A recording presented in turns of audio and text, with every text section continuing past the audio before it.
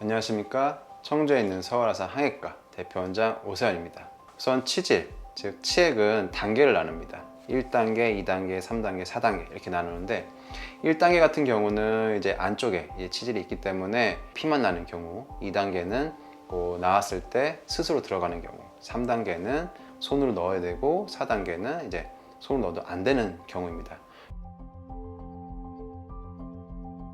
보통 3단계나 4단계 같은 경우에는 수술을 하라고 권유하는 경우가 많고 1단계나 2단계 같은 경우에는 전 좌욕이나 연고 또는 약 하면서 경과를 지켜보자고 하는 경우가 많습니다. 근데 이제 중요한 거는 본인의 증상입니다. 나는 초기를 하더라도 너무 불편해, 너무 힘들어. 그러면은 이런 경우라도 수술이나 이런 부분들을 고민해 볼 수가 있겠고 3기나 4기라고 해서 보통은 수술이나 이런 부분들을 하라고 하는 병원들도 많은데 이 또한 환자분이 느끼실 때 나는 나오거나 이런 부분들이 크게 불편하지 않아. 그러면은 좌욕이나 연고, 약을 드시면서 경과를 보시면서 좀 지켜보실 수도 있습니다. 4기라 하게 되면 결국 이렇게 바깥으로 나와 있는 치액 덩어리가 있는 부분인데 일반적으로는 수술을 하는 것을 권유를 합니다.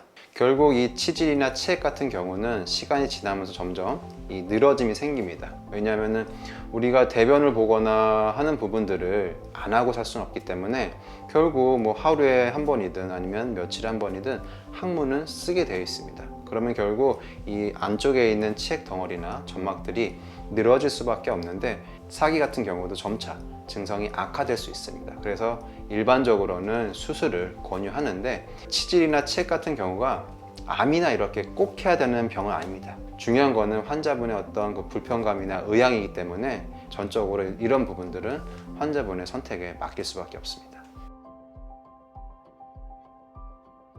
이미 4기를 하게 되면은 이제 많이 진행된 상태고 많이 돌출되어 있는 상태이기 때문에 일부에서는 어떤 치료 방법이나 어떤 민간요법 이를 통해서 치액이나 치질이 좋아졌다 이런 부분들을 얘기하는 경우도 있다고 들었는데 아직은 과학적으로나 또는 의학적으로 수술 이외에 다른 방법으로 좋아졌다라고 하는 부분들은 제가 아는 선에서는 없는 걸로 알고 있습니다.